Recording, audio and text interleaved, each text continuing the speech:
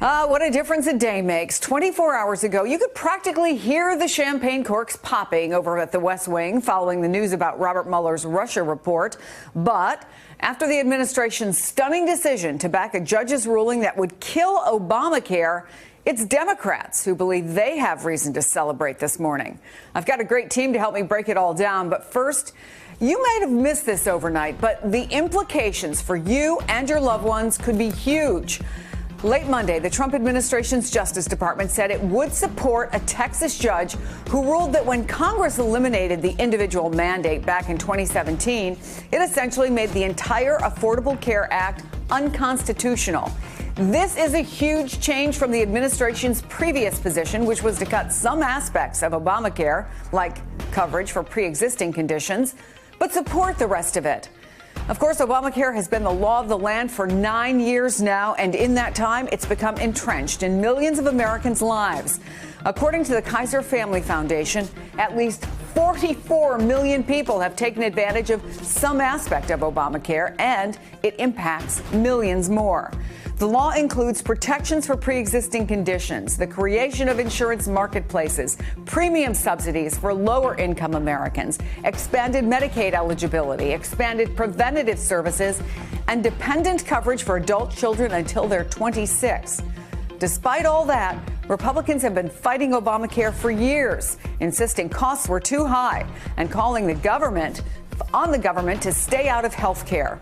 Remember this? President Trump back in 2017. Obamacare, all of a sudden, the last couple of weeks, is getting a false rep that maybe it's okay. It's not okay. It's a disaster. And people understand that. It's failed. And it's imploding. And if we let it go for another year, it'll totally implode. In fact, I've told the Republicans, why don't you just let it go for another year? That way everybody will really understand how bad it is. Now, Obamacare is not perfect. Even some Democrats have admitted it could be tweaked. That's a far cry from the disaster the president describes. The Kaiser Family Foundation's most recent tracking poll found that Americans' views are 50% favorable, 37% unfavorable. More than 11 million people signed up for coverage for 2019. Politically speaking, this may be the president trying to flex his muscles on behalf of his base, but it's also a fight the Democrats are more than happy to have. If Obamacare is scrapped, it could eliminate protections for 52 million people with pre-existing conditions, despite promises the president made just a few months ago. On pre-existing conditions, a lot of people think it's not a very Republican thing. It is now, and it has been for me. I want to take care of people with pre-existing conditions. We're doing well. We can do it. And we will always protect Americans with pre-existing conditions. That's a major part of what I'm all about.